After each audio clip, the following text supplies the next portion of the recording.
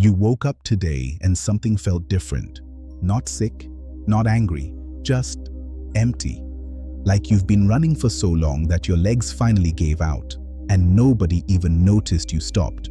You're still showing up, still answering messages, still holding things together for the people around you, still saying, "I'm fine," when someone asks. Because what's the alternative? Fall apart. You can't afford that. People need you. Things need to get done. Life doesn't pause because you're tired. So you keep going, but somewhere underneath all that keeping going, there's a quieter voice. And it doesn't say much anymore. It's too tired to be loud. It just whispers one thing over and over. "I'm so tired of being strong." If that's where you are right now, I want you to know something before we go any further. You are not weak for feeling this way. You are not broken. You are not failing. You are human, and you have been carrying more than any one person should carry for a very long time. This video is for you. All of it. Stay with me. There's a particular kind of person who ends up watching a video like this. You're probably not someone who complains a lot. You're probably the one in your family, or your friend group, or your workplace that people come to when things go wrong. You're the steady one, the reliable one, the one with the level head and the calm voice. People trust you. And honestly, part of you is proud of that.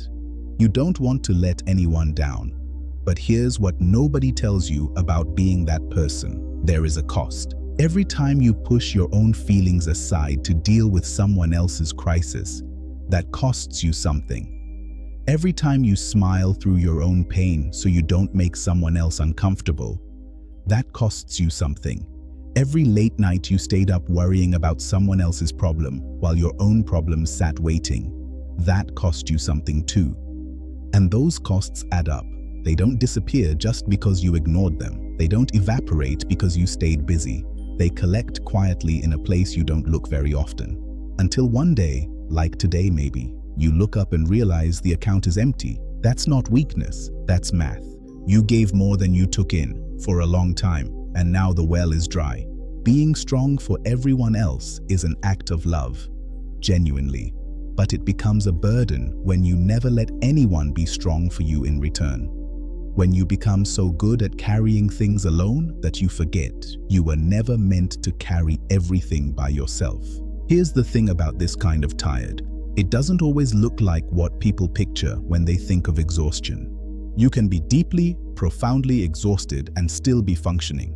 You can be burning out while your calendar is full and your to-do list is getting checked off and everyone around you thinks you're doing great. It's not always about sleeping. You might sleep 8 hours and still wake up tired. It's a different kind of tired. It's the tired that lives behind your eyes, the tired that makes even simple decisions feel heavy, the tired that shows up when you're in the middle of a conversation and you suddenly feel so far away, like you're watching your own life through glass.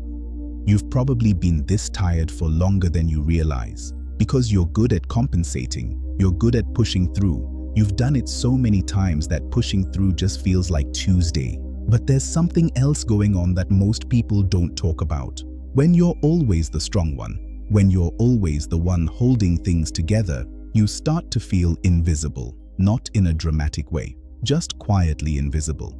Like your needs don't matter as much as everyone else's. Like your pain is less urgent. Like if you did fall apart, it would just be a burden to everyone. So you don't. You hold it together. And the longer you do that, the lonelier it gets. That loneliness is real. I want to say that clearly. Being surrounded by people who love you and still feeling completely alone in what you're carrying. That is one of the most painful human experiences there is, and it's more common than anyone admits. You are not alone in that feeling, not even close. I want to talk honestly about something for a minute. The exhaustion you're feeling right now, it's probably not just from this week or even this year. For a lot of people who end up in this place, the tiredness has roots that go back a long time. Maybe you learned early in life that being strong was how you stayed safe, that if you were the capable one, the responsible one, the one who didn't need too much, things would be okay. Maybe you grew up in a home where someone else's struggles took up all the air in the room and you quietly learned to need less. Or maybe life just handed you a lot all at once. Loss, disappointment, things that didn't work out the way you'd planned. And you handled it because you had to, but you never really stopped and processed any of it. You just moved on to the next thing. Grief that isn't grieved doesn't disappear. Pain that isn't felt doesn't heal. It just waits. And when exhaustion finally sits you down like it's sitting you down today, sometimes what it's really asking you to do is look at all the things you never stopped to feel. That's not a comfortable thought, but it's an honest one. There's a verse in the Bible that I've thought about a lot in the context of this kind of tired. Matthew 11:28, where Jesus says, "Come to me, all you who are weary and burdened, and I will give you rest." Not sort yourself out and come back when you're better. Not push through and I'll reward you eventually. Come as you are, weary, burdened, right now.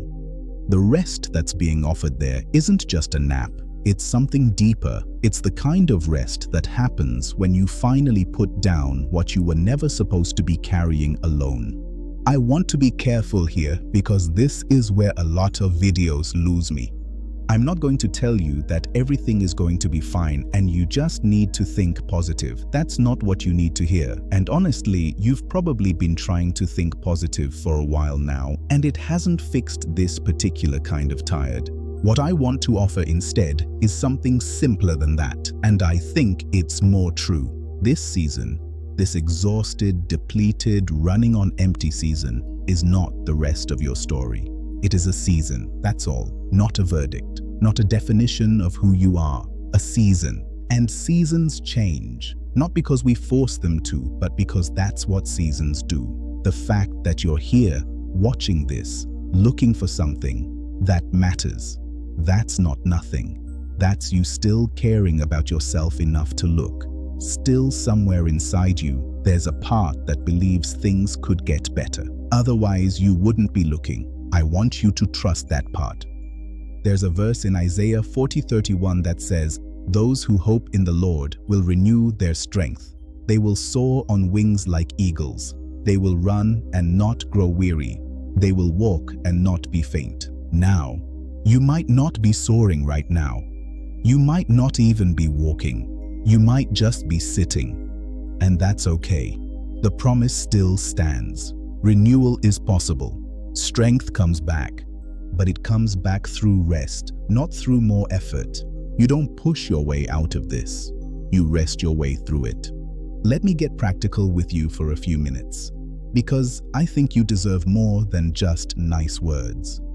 The first thing is this: stop treating rest like a reward. Rest is not something you earn after you've done enough. Rest is something your body and mind need in the same way they need water. You wouldn't tell yourself you need to deserve water. Don't do it with rest either.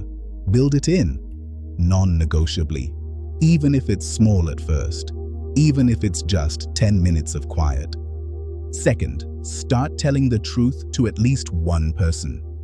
You don't have to post it publicly, you don't have to make an announcement, but find one safe person, one, and tell them the truth. I'm not okay right now. I'm really tired. That's it. You don't have to have answers or solutions. Just let one person in. The weight you've been carrying alone is heavier than it needs to be. Third, lower the bar for what counts as a good day. On hard days, a good day might just mean you got through it. That's enough. Stop holding yourself to a standard that assumes you're operating at full capacity when you're clearly not. You wouldn't judge a broken arm by whether it could lift heavy things. Be at least that kind to your own mind and heart. Fourth, notice what drains you and limit it where you can. Not everything can be avoided, but some things can. Some of the things you've said yes to don't need a yes from you. Some of the conversations you've been in don't require you to fix anything. Learn the difference between helping and absorbing. You can care about someone without carrying their pain in your body. And fifth, and this is the quiet one, the gentle one, go back to God with it. Psalm 55:22 says, "Cast your burden on the Lord and He will sustain you." Not figure it out yourself and then thank God later. Cast it like something you're done holding, hand it over, and not just once, as many times as it takes. Prayer doesn't always feel dramatic. Sometimes it's just sitting quietly and saying, "I can't carry this, I need help." That counts. That's enough. That's more than enough.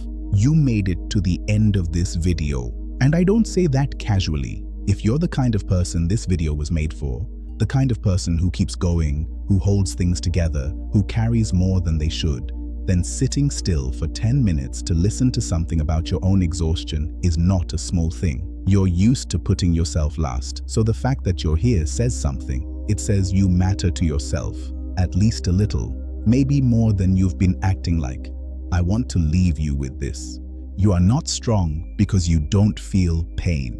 You are strong because you've kept going in spite of it. That's real strength.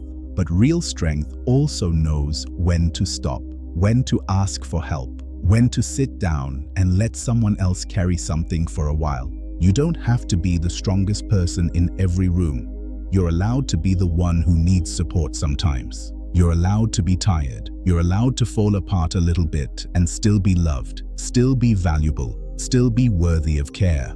Being tired isn't failure, it's just honest.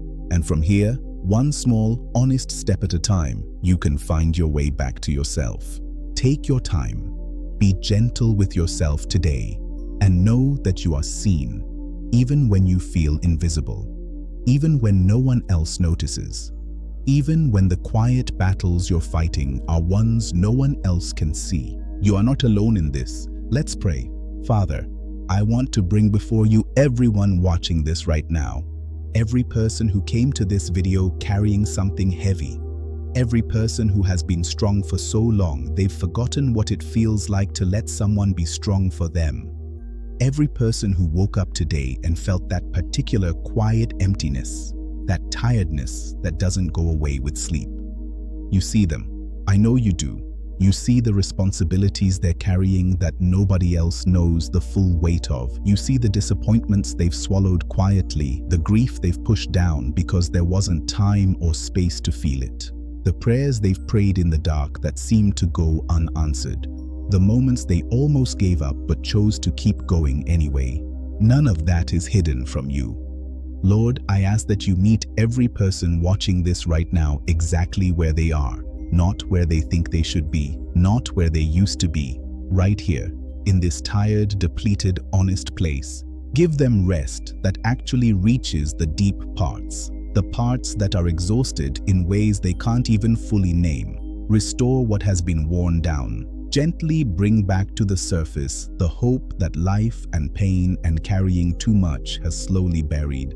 Help them to put down what they were never meant to carry alone. Help them to stop performing strength for the world and start being honest with themselves, with the people they trust, and with you.